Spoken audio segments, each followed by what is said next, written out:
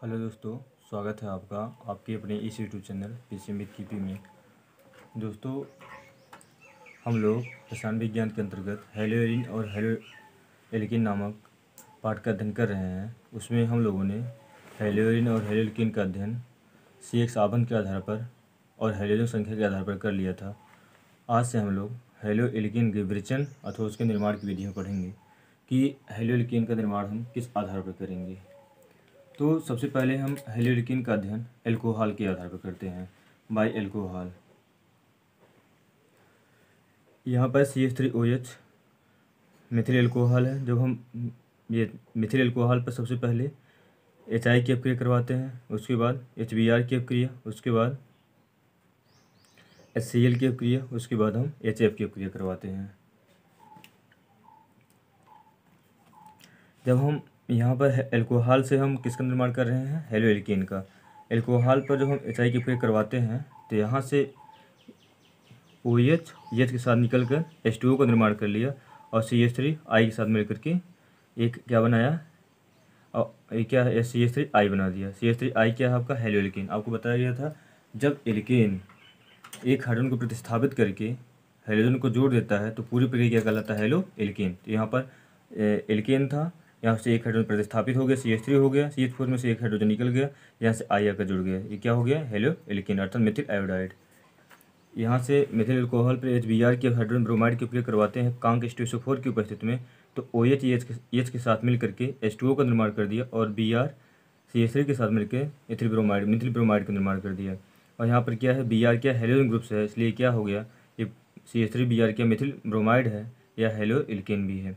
यहाँ से CH3OH HCl के साथ निर्जल ZnCl2 की उपस्थिति में अपक्रिया करता है तो एक हेलो एल्किन का निर्माण करता है और उसके साथ सह उत्पाद जल का निर्माण करता है और यह हेलो एल्किन मिथिल क्लोराइड होता है। इसे हम ग्रो प्रक्रम भी कहते हैं। इसे क्या कहते हैं, ग्रो प्रक्रम। CH3OH HF के साथ अपक्रिया करता है तो कोई उत्पाद या हेलो एल्किन का निर्माण नहीं कर पाता और ना ही कोई उत्पाद बनाता है। इसका मतलब CH3OH क्या है आपका, एल्कोहल है। HI HBr HACl HF क्या है, हेलोजन अम्ल है। उसके बाद जब CH3OH HI के साथ मतलब एल्कोहल हेलोजन अम्ल के साथ क्रिया करता है तो हेलो एल्केन बनाया है। CH3I क्या है, हेलो एल्केन। CH3Br क्या है, हेलो एल्केन। CH3Cl क्या है, हेलो एल्केन। उसके बाद क्या बना, जल का निर्माण कर दिया। मीन्स जब एल्कोहल हेलोजन अम्ल के साथ क्रिया करता है तो हेलो एल्केन और जल का निर्माण करता है। तो वही प्रक्रिया जब एल्कोहल पर हेलोजन अम्लों की अपक्रिया होती है तो हेलो एल्केन और जल का निर्माण होता है। यहाँ पर हम मेथिल एल्कोहल को लिए थे, हम एथिल एल्कोहल को भी लेकर हम हेलो एल्केन का निर्माण कर सकते हैं। C2H5 क्या है आपका, एथिल एल्कोहल। यहाँ पर C2H5 ethyl alcohol, C2H5 ethyl alcohol, C2H5 ethyl alcohol.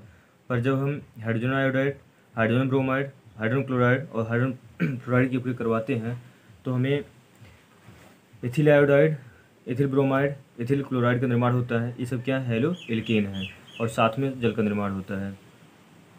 अब हम देखते हैं यहाँ पर बोले HI एल्कोहल के साथ अपक्रिया करता है, रिएक्शन कर ले जाता है। HBr एल्कोहल के साथ रिएक्शन करता है, HCl एल्कोहल के साथ रिएक्शन करता है, लेकिन HF क्यों नहीं करता है, यही देखते हैं। तो देखते हैं क्रियाशीलता, सबसे अधिक क्रियाशील कौन है। यहाँ से देखते हैं HI HBr HCl, hydrogen iodide, hydrogen bromide, hydrogen chloride और हाइड्रोजन फ्लोराइड में क्या हो जाएगा, H का आकार होगा वो सब जगह समान, लेकिन आयोडाइड, ब्रोमाइड, क्लोराइड और फ्लोराइड में यहाँ पर I का आकार सबसे अधिक होता है और Br का आकार I की तुलना में कम होता है। Cl का आकार Br की तुलना में कम होता है। F का आकार Cl की तुलना में कम, अर्थात H और F का आकार दोनों क्या होते हैं, समान होते हैं। यहाँ पर दोनों में समान है, इसलिए H और F की मत बनने वाला बंध जो हो जाएगा बहुत प्रबल हो जाएगा। यहाँ पर H और Cl का बंध थोड़ा सा असमितता है, अर्थात समान नहीं है, इसलिए क्या हो जाएगा, इसकी तुलना में दुर्बल हो जाएगा। यहाँ पर Br का आकार H की तुलना में बहुत बड़ा है, इसलिए Cl की तुलना में इस Br का जो बंध बनेगा वो क्या हो जाएगा, इसकी तुलना में कम बनेगा। यहाँ पर I का आकार इतना बड़ा है, ये O के सामने बहुत बड़ा है, इसलिए इसके मध्य बनने वाला जो बंध होगा बहुत दुर्बल हो जाएगा। और जिसके मध्य का बंध बहुत दुर्बल हो जाएगा वो बहुत तीव्र गति से अपक्रिया करेगा, और जिसके मध्य का बंध प्रबल होगा वो रिएक्शन करेगा ही नहीं। इसी वजह से यहाँ पर CH3OH या C2H5OH की क्रिया जब HF से हम करवाते हैं, हाइड्रोक्लोराइड यहाँ से HF से करवाए हैं इसलिए बंध ना टूटने के कारण वहाँ पर कोई उत्पाद का निर्माण और ना ही हेलोलिकिन का निर्माण नहीं हुआ है। और यहाँ पर सबसे अधिक जो सबसे दुर्बल बंध है वो HI के है, इसलिए यहाँ पर कोई उत्प्रेरक नहीं लगवाया गया है। यहाँ पर इसकी HI की तुलना में HBr का जो बंध बना है इसकी मध्य HI की तुलना में क्या है, प्रबल है, इसलिए यहाँ पर एक उत्प्रेरक क्या होता है, आपकी गति को बढ़ा देता है। जैसे हम लोग स्कूल से पैदल आ रहे हैं तो हम लोग साथ कोई उत्प्रेरक नहीं, लेकिन जब साइकिल बस के माध्यम में आ जाएंगे तो बस या साइकिल क्या हो जाएगा, उत्प्रेरक कार्य करने लगेगा, जिससे हमारी गति तीव्र हो जाती है। या हम जब हम पैदल स्कूल से घर आ रहे थे ज़्यादा समय लगता था, लेकिन अब स्कूल से हम बस के माध्यम से आ रहे हैं घर पर तो समय का क्या हो रहा है, कम लग रहा है, अर्थात हमारी गति क्या हो रही है, वृद्धि हो जा रही है। तो उत्प्रेरक क्या करता है, आपके यहाँ की गति में क्या करता है, वृद्धि कर देता है। और यहाँ पर HCl के बंध है वो HBr की तुलना में क्या है, कम, इसलिए यहाँ पर क्या हुआ, इसकी तुलना में क्या हो जाता है, अधिक हो जाता है, इसलिए यहाँ पर निर्जन ZnCl2 का निर्माण करते हैं। ये निर्जल जब अपक्रिया ZnCl2 अर्थात निर्जल ZnCl2 को उपस्थित होता है वह प्रक्रम पूरा क्या कहलाता है, ग्रो प्रक्रम कहलाता है। ये हुआ एल्कोहल से हेलोलिकिन के निर्माण विधि। और क्रियाशीलता के आधार पर सबसे अधिक क्रियाशील कौन है, HI है। क्योंकि इन दोनों के बंधों में असममितता ज़्यादा है, अर्थात इन दोनों कड़ों H और I के कड़ों का आकार में जो असममितता है, अर्थात ये दोनों समान आकार के नहीं, अर्थात H का आकार बहुत छोटा है और I का आकार बहुत बड़ा है। जिन मतलब HI और HBr, HCl और HF, इन दोनों में HCl में जिन दोनों कड़ों का आकार आपस में समान रहेगा वो बंध बहुत प्रबल हो जाएंगे, और जिन दोनों कड़ों का आकार आपका असममितता रहेगा, समान नहीं रहेगा, वे क्या होते हैं, दुर्बल हो जाते हैं। इसी वजह से HI के जो कड़ों का आकार है यह बहुत ज़्यादा असममित, इसलिए क्या हो गए, बहुत दुर्बल है। और जो दुर्बल हो जाएंगे उनकी रिएक्टिविटी अर्थात क्रियाशीलता बहुत अधिक हो, इसलिए HI की क्रियाशीलता HBr की तुलना में अधिक, HBr की क्रियाशीलता HCl की तुलना में अधिक, और HCl की क्रियाशीलता HF की तुलना में बहुत, और HF की क्रियाशीलता नगण्य है, क्योंकि इन दोनों का जो आकार है आपस में समान है, अर्थात इनके मध्य बनने वाला बंध जो है प्रबल है।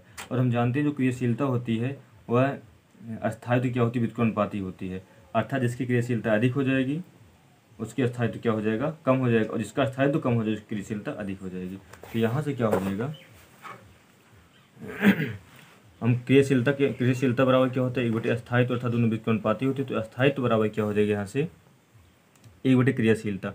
तो HI की क्रियाशीलता अधिक थी और HCl क्रियाशीलता सबसे कम थी, तो HCl क्रियाशीलता सबसे यहाँ पे कम होने, या हम यहाँ पे HF भी लिख सकते हैं, HF क्रियाशीलता सबसे कम थी, तो इसलिए इसका अस्थायित्व क्या हो जाएगा, सबसे अधिक हो जाएगा। उसके बाद HCl क्रियाशीलता सबसे कम थी, उसके बाद HCl की अस्थायित्व सबसे अधिक हो जाएगी। HBr क्रियाशीलता यहाँ से कम थी, तो यहाँ से क्या हो जाएगा, HBr अधिक हो जाएगा, और HI की सबसे अधिक थी, इसलिए यहाँ पर इसकी अस्थायित्व क्या हो जाएगा, क्रियाशीलता HI सबसे अधिक थी, इसलिए इसका अस्थायित्व क्या हो जाएगा, सबसे कम हो जाएगा। ये क्या हुआ, अस्थायित्व घटता क्रम है, ये क्या हुआ, क्रियाशीलता का बढ़ता क्रम है। दोस्तों अभी हम लोगों ने देखा कि एल्कोहल से हम हेलोलिकिन का निर्माण कैसे करते हैं। अब यहाँ से हम देखते हैं एल्कोहल की अपनी जब फास्फोरस ट्राइक्लोराइड करवाते हैं। अब यहाँ से हम लोग क्या पढ़ रहे हैं, अब रिएक्शन पढ़ रहे हैं, और रिएक्शन आपको हम ट्रिकी में से सॉल्व करवा देते हैं। एल्कोहल पर अब एल्कोहल की प्रयोग फास्फोरस ट्राइक्लोराइड करवाते हैं तो क्या क्या हमें प्राप्त होता है। तो जब यहाँ से एल्कोहल CH3OH लिए हैं, पर यहाँ पर क्या लिखे, फास्फोरस ट्राइक्लोराइड PaCl3 का प्रयोग करवाएं तो हमें हेलोलिकिन और H3PO3 एक साथ उत्पाद H3PO3 आर्थोफास्फोरिक अम्ल का निर्माण हुआ है यहाँ से। तो ट्रिकी मेथड से यहाँ से क्या था, CH3OH मानते हैं, यहाँ पर CH3OH है तो CH3OH लिख दी, तो यहाँ पर PCl यहाँ पर रख दिया और 3 Cl यहाँ जोड़ दिए, तो CH3 यहाँ पर 1 है और Cl की संख्या यहाँ पर 3 है। यहाँ से दोस्तों CH3 की और Cl की संख्या 3 है, तो एक CH3 एक Cl के साथ जाएगा, एक CH3 और होगा तो दूसरा Cl लेकर जाएगा, और एक CH3 और होगा तीसरे Cl के साथ, इसलिए मतलब 3 Cl को लेने के लिए CH3 की संख्या 3 होनी चाहिए। तो यहाँ पर 3 आगे इसका हम गुणा कर दिए तो O भी 3 हो गया, H भी 3 हो गया, तो इसके साथ हम क्या ले लिए, CH3 और Cl को ले लिए हम। तो बचा क्या, O3 बच रहा है और H3 बच रहा है, तो हो जाएगा PH, यहाँ से हो जाएगा H3PO3। H कितनी है, 3 है, P कितना है, 1 है, O कितना है, 3। बस ऐसे हम कर लेते हैं। तो यहाँ से जब एल्कोहल फास्फोरस ट्राइक्लोराइड से क्रिया करता है तो हेलोलिकिन और आर्थोफास्फोरिक अम्ल का निर्माण करता है। यहाँ से क्या हो जाएगा, एल्कोहल की अक्रिया फास्फोरस पेंटाक्लोराइड से, यहाँ पर फास्फोरस ट्राइक्लोराइड से करवाए थे, फास्फोरस पेंटाक्लोराइड से सभी अभिक्रियाएं हम आपको ट्रिकी मेथड से बताएंगे। तो यहाँ पे अल्कोहल है, फास्फोरस पेंटाक्लोराइड से यहाँ सब क्रिया करेगा, ये PCl5 हो जाएगा। जब अल्कोहल की क्रिया फास्फोरस पेंटाक्लोराइड से करवाया जाता है तो हेलोएल्केन और यहाँ से हो जाएगा फास्फोनिल क्लोराइड और HCl का निर्माण करता है, अर्थात हेलोएल्केन के साथ दो सह उत्पाद फास्फोनिल क्लोराइड और HCl का निर्माण करेगा। तो दोस्तों यहाँ से हो जाएगा CH3OH होगा, CH3OH, P के दोनों बगल में क्या लगा, एक Cl लगा दी, यहाँ पर एक Cl और 2 Cl और बच रहा है, 2 Cl नीचे, तो इसके साथ A लेकर चला, CH3Cl लेकर चला जाएगा और AHCl लेकर चला जाएगा, बचेगा क्या, POCl3। बस ट्रिक में इसमें कितना आसानी तरीके से ये तैयार हो जाएगा। बस आपको एक ट्रिक हमेशा के लिए याद रहना चाहिए, आपको रिएक्शन कभी नहीं भूलेगा। तो एल्कोहल की क्रिया जब फास्फोरस पेंटाक्लोराइड से करवाते हैं तो हमें क्या प्राप्त होता है, हेलोएल्केन और फास्फोनिल क्लोराइड और HCl अर्थात हाइड्रोजन क्लोराइड का निर्माण होता है। तो यहाँ पर CH3OH था तो CH3OH कर दिए, P यहाँ पर लिख दिए, दोनों बगल में Cl से और नीचे 3 Cl लगा दिए, ये इसके साथ निकल गया, ये इसके साथ, तो CH3Cl और HCl और POCl3 लगा दिए। मीन्स जब एल्कोहल फास्फोरस पेंटाक्लोराइड के साथ अभिक्रिया करता है तो हेलोएल्केन के साथ साथ दो सह उत्पाद फास्फोनिल क्लोराइड और HCl का निर्माण करता है। आगे देखते हैं दोस्तों, यहाँ पर एक फास्फोरस पेंटाब्रोमाइड का हम दिखाया है। यहाँ से CH3 जब फास्फोरस पेंटाब्रोमाइड क्या हो जाएगा, जब एल्कोहल की क्रिया फास्फोरस पेंटाब्रोमाइड से करते हैं तो यहाँ से हेलोएल्केन के लिए यहाँ चाहे Br है, चाहे Cl है, चाहे I है, चाहे F आना चाहिए, और यहाँ से हो जाएगा फास्फोनिल, यहाँ से हो जाएगा ब्रोमाइड हो जाएगा और हाइड्रोजन ब्रोमाइड हो जाएगा। तो वही क्रिया CH3OH हो जाएगा, यहाँ से एक Br यहाँ पर, एक Br यहाँ पर लगा दिया, 3 Br, तो इसके साथ निकल गया CH3Br, इसके साथ निकल गया HBr, POBr3 हो जाएगा।